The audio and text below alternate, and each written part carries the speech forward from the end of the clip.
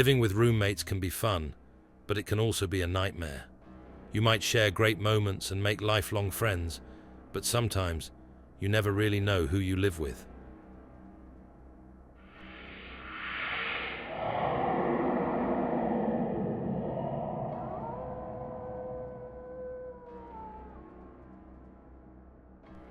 Story 1. The Craigslist Nightmare.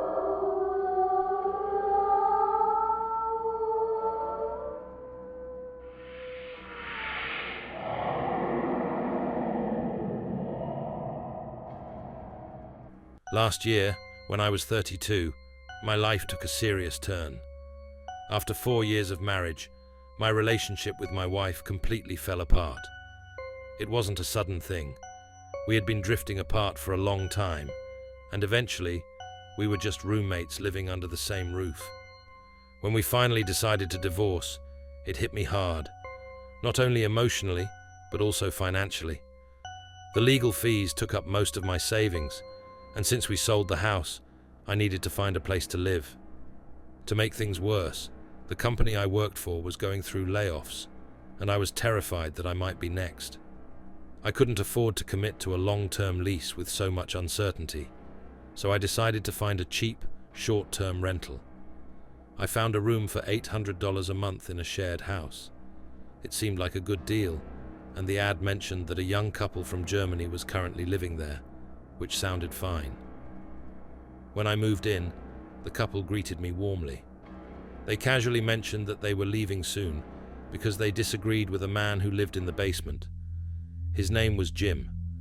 They didn't give many details, but it was clear they felt uncomfortable around him. They left after my first week, and soon after, another new tenant moved in upstairs. At first, I didn't meet Jim. I would occasionally hear noises coming from the basement, but he kept to himself. When I finally did meet him, he struck me as odd. He had a messy beard, avoided eye contact, and gave weird answers whenever anyone asked what he did for work. Despite his awkwardness, I didn't think much of it. A couple of weeks passed, and then something unsettling happened. One night, there was a knock on my door. When I opened it, I was surprised to find 2 police officers standing there. They accused me of stealing from Jim. He had reported his wallet missing, and the police had come to search my room. They looked through my things, and to my shock, they found Jim's wallet hidden under my bed. I had never seen it before, and I immediately knew he had planted it to frame me.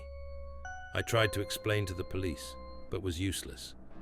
They let me off with a warning, but I was furious. The next day, I tried confronting Jim, but he wasn't home. For the next few days, I avoided him as much as possible.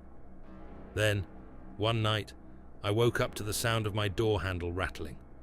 Someone was trying to break into my room. My heart raced as I jumped out of bed, grabbing the nearest object for protection. When the door finally opened, there stood Jim.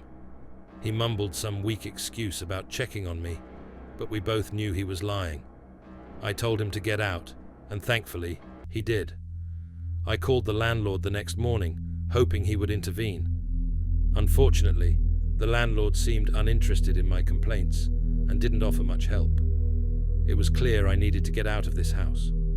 I started looking for a new place, but things took a darker turn before I could leave. One evening, as I was heading to the kitchen, Jim attacked me out of nowhere. He grabbed me by the neck and shoved me against the wall. I managed to fight him off and ran to call the police. This time, they took my call seriously. When they arrived, they arrested Jim, and he admitted enough for them to take him into custody. After that, I packed my things and moved out as fast as I could.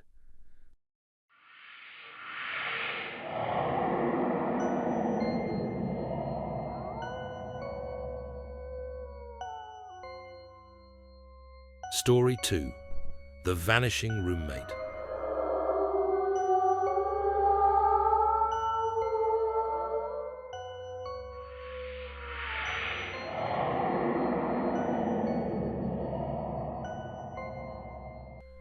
I'm a 27-year-old guy, but this story happened when I was 21, during my first year of college.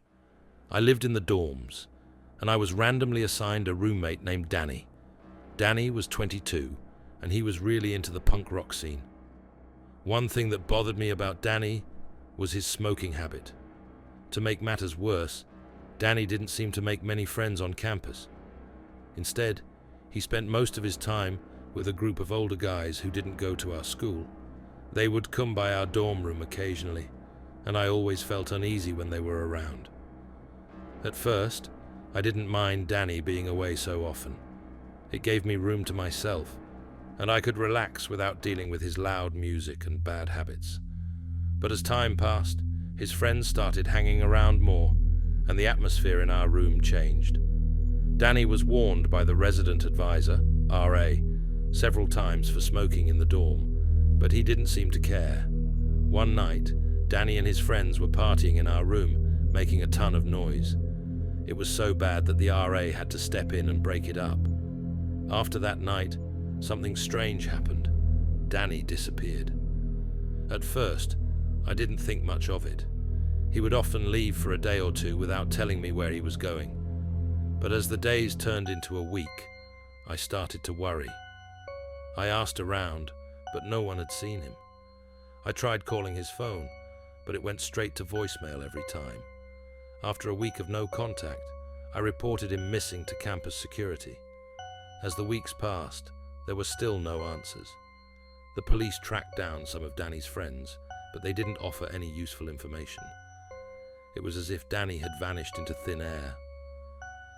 To this day, I still don't know what happened to him.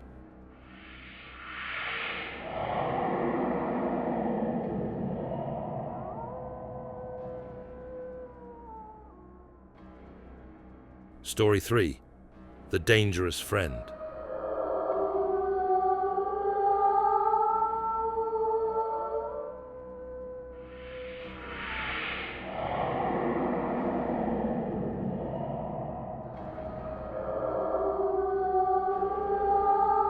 There was this guy I knew named Nick during college.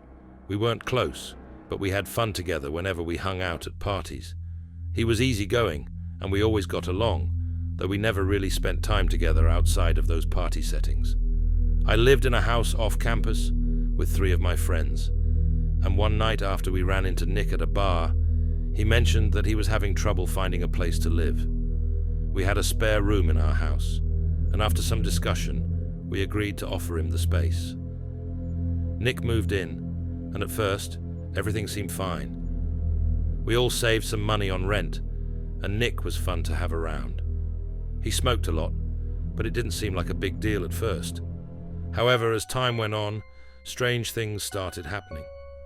One day, I received a letter in the mail from Capital One.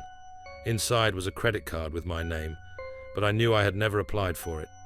I called the credit card company and cancelled the account.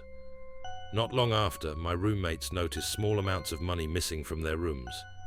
At first, no one wanted to accuse anyone, but it became increasingly obvious that something was off. Eventually, we all started suspecting Nick. After a few drinks, we confronted him about the missing money. Nick got defensive, and the situation quickly escalated into a shouting match. After that argument, Nick moved out. A few nights later, I woke up to the sound of someone trying to break into my room.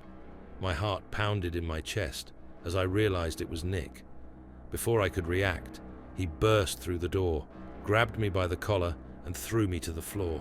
I yelled for help, and within seconds, my roommates rushed in. Together, we managed to overpower Nick and call the police. The police arrived quickly and arrested Nick. During their investigation, they discovered that Nick had been committing credit card fraud, and they found drug paraphernalia, including used needles, in his makeshift bedroom. These stories are a chilling reminder that you never really know who your roommates might be. What starts as a simple living arrangement can quickly turn into a nightmare.